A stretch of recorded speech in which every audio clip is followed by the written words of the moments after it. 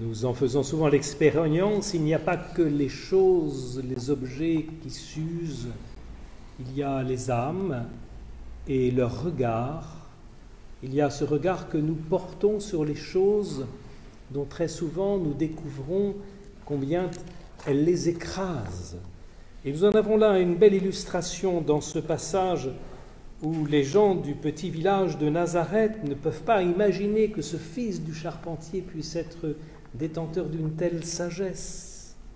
Ils en ont fait le tour, ils ont eu 30 ans pour le connaître. Ils connaissent sa famille et tout son cousinage. Ils étaient choqués à son sujet. Que notre regard ait besoin d'être restauré, et restauré à la lumière de la foi, nous en faisons dramatiquement l'expérience. Et combien de fois nous portons un mépris sur la vie, bassement matérielle, sous prétexte qu'elle est quotidienne. Rien de moins chrétien que cela, lorsque l'on voit comment le Seigneur est venu à la fois d'en haut ressaisir par en bas toute chose et l'habiter de sa présence. Nazareth, c'est ce grand mystère qui nous invite à regarder sur ce qui nous entoure, sur ce qui fait le quotidien le plus ordinaire. Cette perspicacité de la foi, ce regard contemplatif qui est celui de Dieu.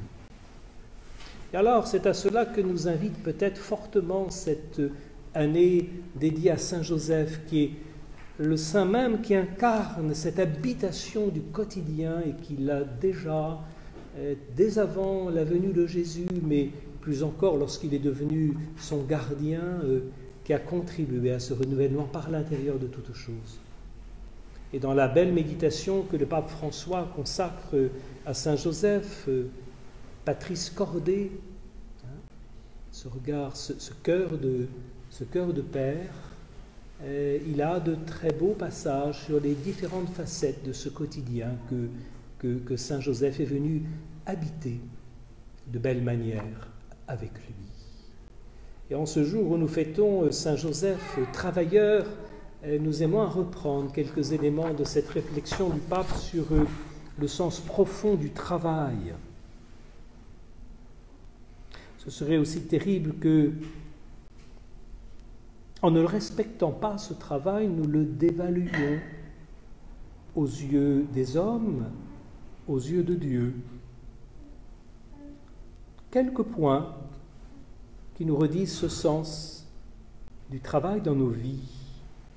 Et que peut-être l'absence de travail trop dramatique pour un bon nombre de personnes aujourd'hui révèle avec acuité. Le chômage détruit des hommes et des femmes, comme nous révélant en négatif que le travail, à l'inverse, est appelé à construire l'homme.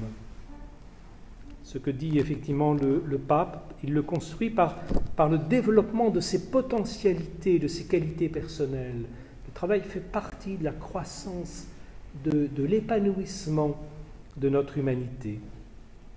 Deuxièmement, il est invité, ce travail, en produisant son fruit, à entrer dans ce grand service de la société.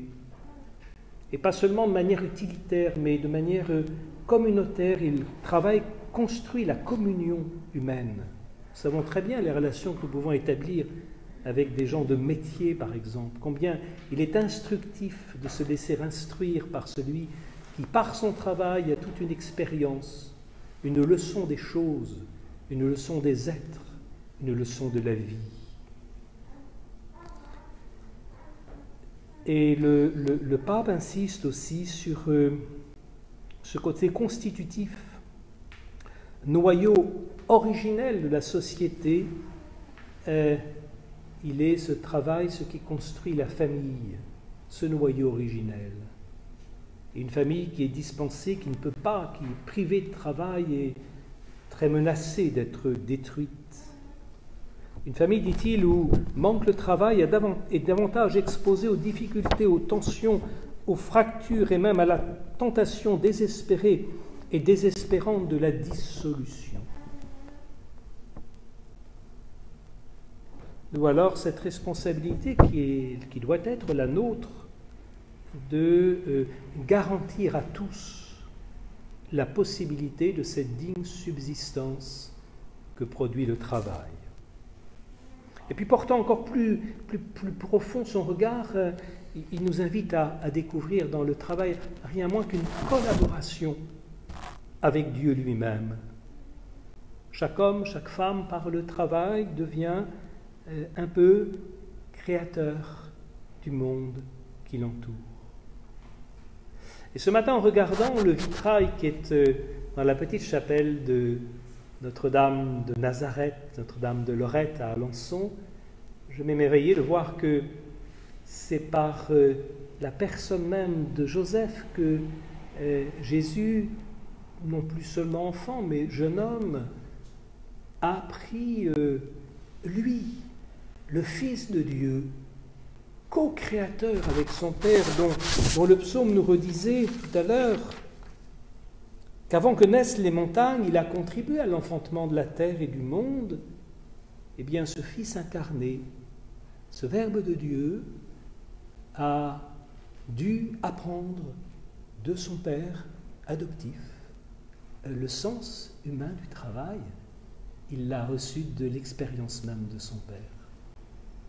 Quand on parle de l'humilité, de l'abaissement que le Christ a opéré dans son incarnation, nous en avons là une belle illustration, cette humilité d'avoir reçu de Saint Joseph ce sens du travail bien fait, du travail utile pour le petit bourg de Nazareth.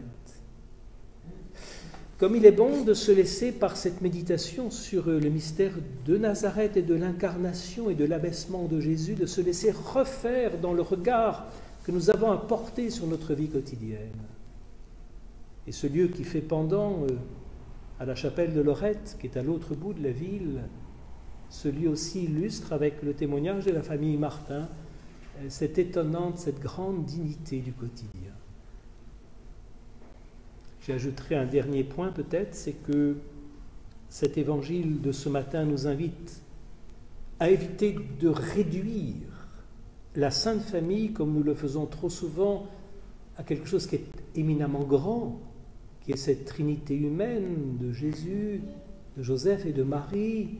Mais comme c'est réducteur, si nous oublions que la famille de Jésus était quand même bien plus large, quand mardi nous aurons cette chance d'aller avec la petite équipe que nous formons mettre nos pas sur le chemin de la chapelle Sainte-Anne, nous irons rien moins que vénérer la Vierge Marie, Saint Joseph, mais aussi Joachim, Anne et toute cette famille dont l'Évangile nous invite à ne pas oublier qu'elle comporte aussi ses cousins, Jacques, Joseph, Simon, Jude et tant d'autres.